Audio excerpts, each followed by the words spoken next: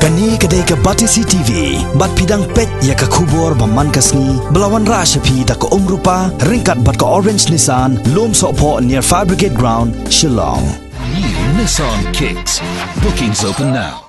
Tang kindiat minit hadian baladep syak pentian smai komki MDC bertemai. Jong kayeng torbar thau an ke Khasi Hills Autonomous District Council ubat tenwel dekhar ubla job la sausin kinti kum MDC ke UDP na Shila constituency. Haga singi balang jong tayo ka Rio Trek Ruber arajar kat kendai ula leit bentep kerteng House Secretary ke Executive Committee jong ka KHEDC na ka bentaban yakon ya ke syuki CEM jong ka KHEDC. Hal kini keju sengi ubak pencengan NCM u MDC ke NPP na mokhar pentorong kra constituency ula thep kerteng na ka bentaban yakon ya ke syuki chairman ha ka ba ka jinge jet kan long la syai ke sengi kan Rio Trek Ruber arajar kat kendai.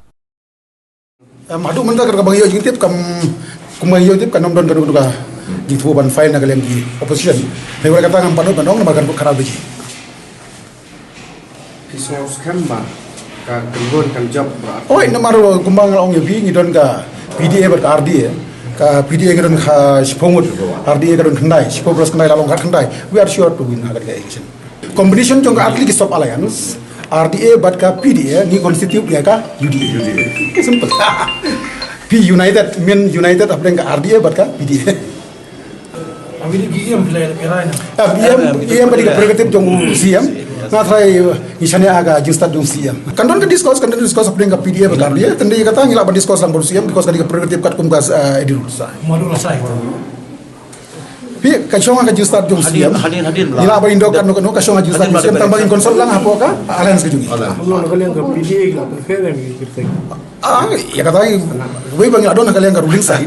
We are sure pangiladon pai kerteng tang bai kata finalization take up pat UCM. Hadok mentah abangong United na trying in longer way. But kanu ka kerbense skim kan problem ne ka discuss apa ka PDA ber RDA ber IDA on the IDA. Na trying kan problem ka. Kung kalau kadung tak kabel. Hadung tak kabel ni.